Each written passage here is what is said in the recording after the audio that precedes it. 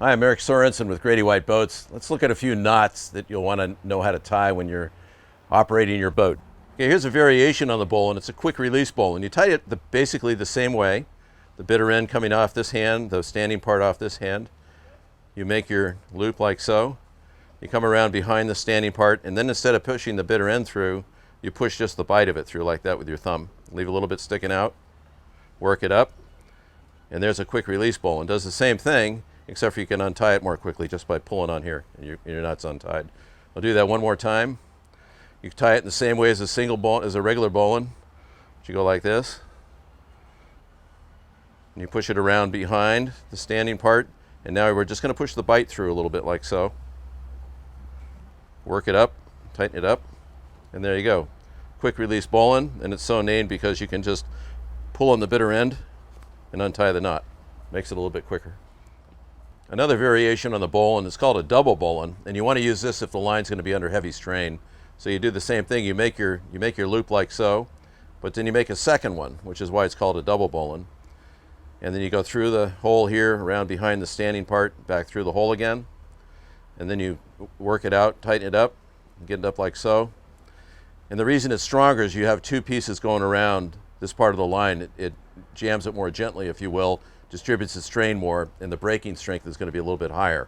So you use that when you're under a lot of strain.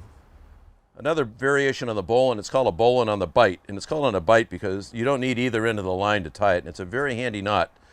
And I'll show you how to do it. You tie a figure eight, first of all, put a figure eight in the middle of the line. First one is small, the other one's a little bit bigger, the size of the loop or eye you want in the line. Then you go around like so. Then you push this through, the big bite, you just push through the little bite.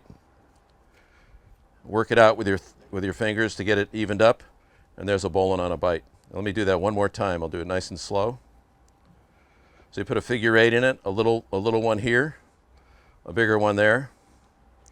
You go around tight here, then you take the twist out of it, push it through here. And there's a bowline right in the middle of the line. So say you could put this over a spring cleat if you had a really long mooring line, lead one forward and lead one aft, and you've got two lines out of one. You can also use it to create something called a trucker's hitch, which is a really handy knot. You just have to go around a piling or a pipe like this. We're using this rod holder. Come through here like this. And now when I pull on here, I've got a 2-to-1 mechanical advantage, minus the friction here and here. But I can pull this really tight. Say you want to tie some cargo down or you want to make something drum tight. Just keep pulling like this, get it really tight. And then here's what you do to tie it off. It's very important you do this. Put a hitch in there, a single hitch like so, but don't pull it all the way through because it could jam, and it's much easier to untie if you can pull the standing part here. So that's a quick release knot, and then I would just finish it off just for extra security by putting another hitch. So basically you've got two half hitches there. And you can pull on this all day long and it's not going to let go, and whatever you've tied down is going to be much more secure than if you just pulled on it without the trucker's hitch.